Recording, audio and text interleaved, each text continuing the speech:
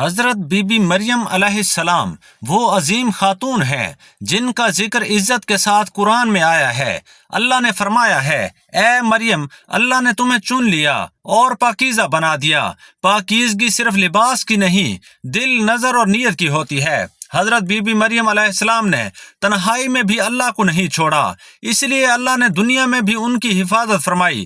جب موت کا وقت آیا تو یہ کوئی ڈر کا لمحہ نہ تھا۔ قرآن کہتا ہے، نیک لوگوں سے کہا جاتا ہے، نہ ڈرو نہ غم کرو۔ ایسے لمحے میں رحمت کے فرشتے آتے ہیں، عذاب کے نہیں۔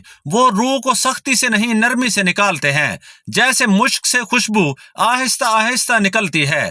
نہ چیخ، نہ تڑپ، نہ گھبراہٹ، صرف سکون۔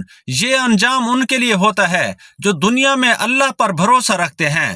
حضرت بی بی مریم علیہ السلام کی زندگی صبر تھی اور انجام رضا۔ قرآن ہمیں بتاتا ہے کہ پاکیزہ زندگی کا بدلہ پاکیزہ موت ہے۔ جو اللہ کے لیے جیتا ہے اس کی موت بھی اللہ کے لیے ہوتی ہے۔ یہی وہ لمحہ ہے جہاں دنیا ختم اور آخرت شروع ہوتی ہے۔ خوش نصیب ہیں وہ لوگ جنہیں یہ ملاقات خوف کے بغیر نصیب ہو، اور یہ سعادت اللہ اپنے خاص بندوں کو عطا کرتا ہے۔ حضرت بی بی مریم علیہ السلام کی روح کیسے نکالی گئی؟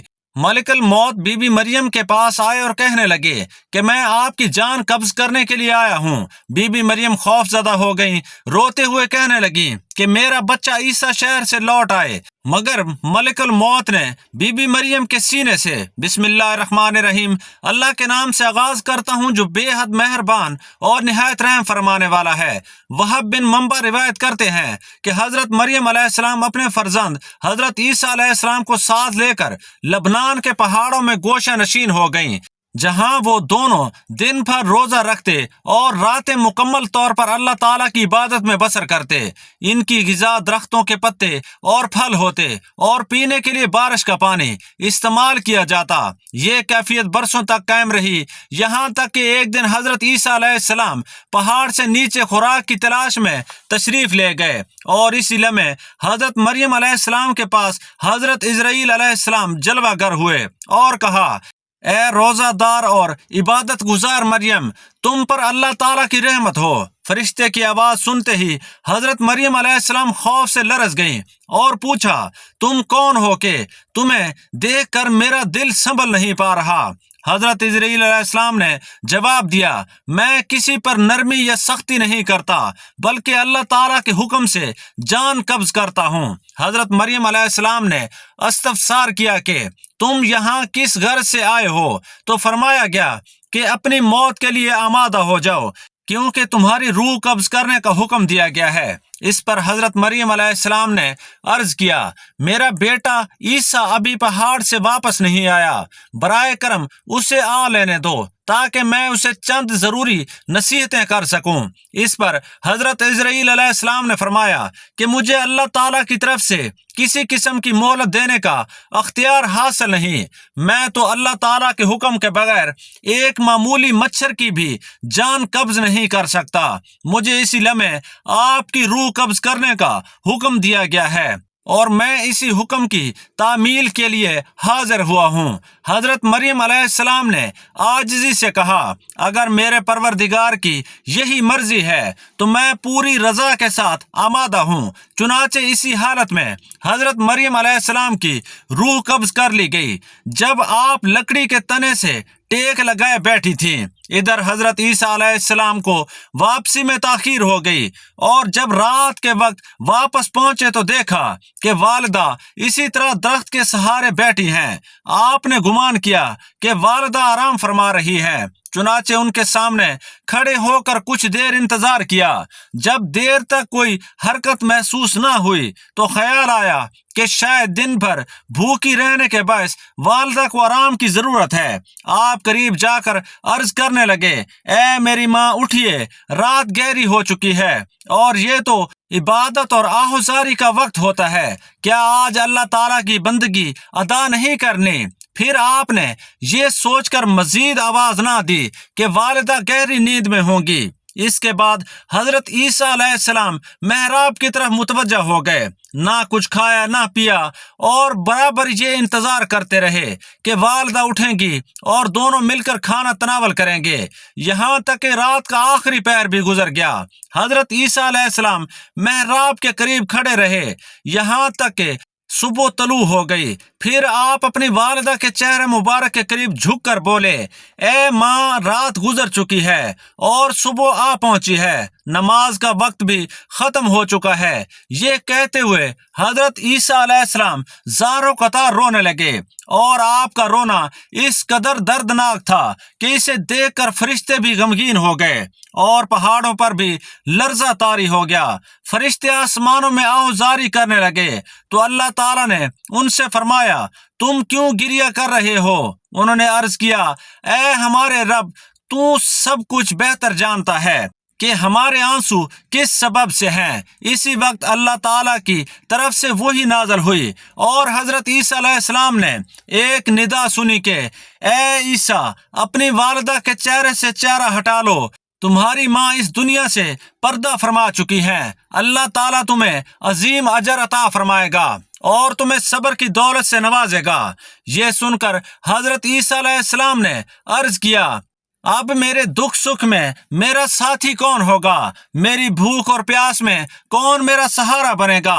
اسی لمحے لبنان کے جنگلوں اور پہاڑوں سے آواز آئی، اے روح اللہ، اس قدر بے قراری کیوں؟ کیا تم اللہ تعالیٰ کے سوا کسی اور کو اپنا مددگار بنانا چاہتے ہو؟ آواز سن کر حضرت عیسیٰ علیہ السلام پہاڑ سے نیچے اترے اور اسی بستی کی طرف روانہ ہوئے جہاں بنی اسرائیل آباد تھے۔ وہاں پہنچ کر آپ نے فرمایا، السلام علیکم یا بنی اسرائیل۔ تو لوگوں نے حیرت سے پوچھا، تم کون ہو کہ تمہاری آمد سے ہمارے گھروں میں نور پھیل گیا ہے؟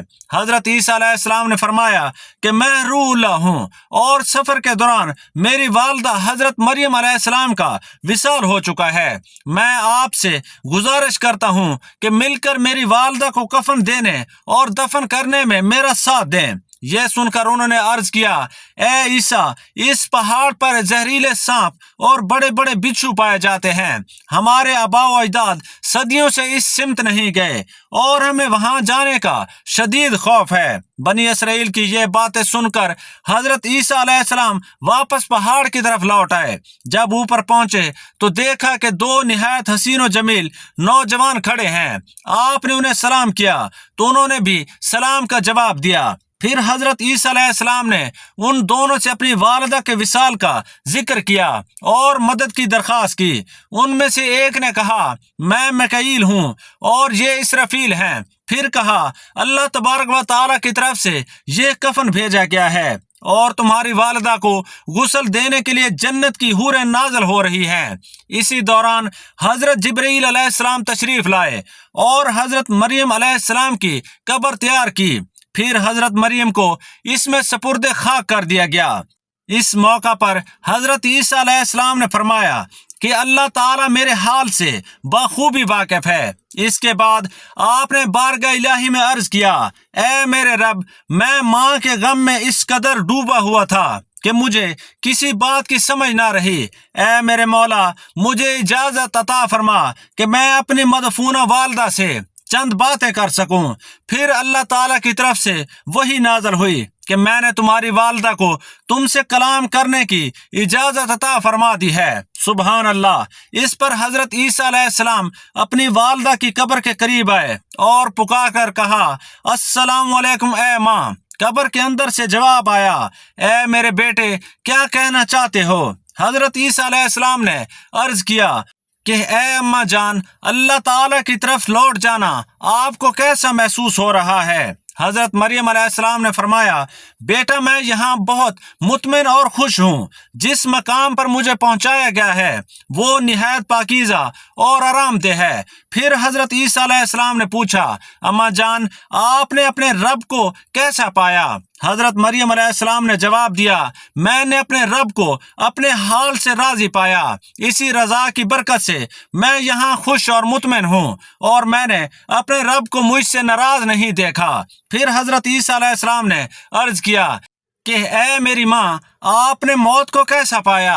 हजरत मरियम अलैहिस्सलाम ने फरमाया, उस जात की कसम जिसने तुम्हें नबी बनाकर दुनिया में माबूस फरमाया, मौत की सख्ती का असर अभी तक मेरे गले में महसूस होता है और मलिकुल मौत की हैबत अब तक मेरी आंखों के सामने कायम है। हजरत ईसा अलैहिस्सलाम ने यह सुनकर अर्ज किया, ए मेरी माँ, मुझे कोई नसीहत फरमाइए ताकि मैं इस गम में संभल सकूं। हजरत मरियम अलैहिस्सलाम ने फरमाया, बेटा, दुनिया को दिल में जगह ना देना, क्योंकि ये ठहरने की जगह नहीं। अपने रब की इताअत को लाजम पकड़े रखना, तन्हाई में अल्लाह ताला को याद करना, भूख और सब्र को अपना ज़ादे राह बनाना, मजलूमों पर रहम करना और हमेशा आखरत को सामने रखकर अमल करना, क्योंकि असल कामयाबी वही है। ये कहते ही आवाज़ खामोश हो गई। आखिर में दुआ है अल्लाह ताला से कि ए अल्लाह, ज़मीन व आसमान के मालिक, ए दिलों के हाल जानने वाले रब, हम तेरे दर पर खड़े हैं, खाली हाथ, झुकी नजरें, बोझल दिल लेकर। हमारे पास पेश करने को कुछ नहीं सिवाय शर्मिंदगी के, सिवाय आंसुओं के। या अल्लाह, हमने बीबी मरियम अलैहिस्सलाम का जिक्र सुना, इस पाकीज़ा खातून का जिसकी असमत की गवाही तूने खुद दी, जिसने तन्हाई में भी तुझे नहीं छोड़ा और तूने उसे कभी तन्हा नहीं छोड़ा।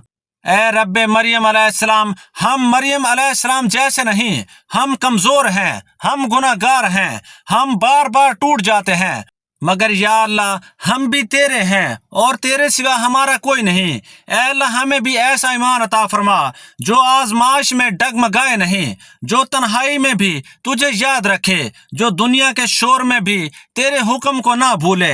या रब, जब हमारी जिंदगी का आखिरी लम्हा आए, जब जबान साथ ना दे, जब आंखें बंद होने लगे, जब सब रिश्ते पीछे रह जाएं, तो या अल्लाह, उस लम्हे में हमें खौफ ना देना, हमारे दिल में सुकून उतार देना, हमारे पास रहमत के फरिश्ते भेजना। या अल्लाह, हमें भी वो आवाज़ सुनने की तौफीक देना जो नेक रूहों को दी जाती है कि ना डरो ना गम करो। ए रब, हमारी रूह को सख्ती से ना निकालना, हम पर आसानी फरमाना, हमारी जान ऐसे निकालना जैसे खुशबू आहिस्ता आहिस्ता निकलती है। या अल्लाह, कब्र को हमारे लिए अजनबी ना बनाना, उसे जन्नत का बाग बना देना, अंधेरे को नूर से भर देना, तन्हाई को अपनी रहमत से भर देना। ए हिसाब के दिन के मालिक, हमें रुस्वा ना करना, हमारे ऐबों पर पर्दा डाल देना, हमारे गुनाहों को माफ कर देना। या अल्लाह, हमें उन लोगों में शामिल फरमा जिनकी मौत भी इबादत हो, जिनकी कब्र भी राहत हो, जिनका हशर भी आसान हो। ए अल्लाह, जिस तरह तूने बीबी मरियम अलैहिस्सलाम को दुनिया में इज्जत दी, उसी तरह हमें आखिरत में भी इज्जत अता फरमा। हमें ऐसी जिंदगी अता फरमा जो तुझे राजी कर दे और ऐसी मौत अता फरमा जिस पर तू हमसे राजी हो जाए। ए अल्लाह, हमें अपना ले, हमें अपने करीब कर ले और आखिर में अपनी रजा के साथ अपने पास बुला ले। आमीन या रब्बुल आलमीन। प्यारे दोस्तों, अगर वीडियो अच्छी लगी हो तो वीडियो को लाइक करें, दोस्तों में शेयर करें और चैनल को सब्सक्राइब करें। मिलते हैं एक ऐसी सबक आमोज वीडियो के साथ। अल्लाह हाफिज।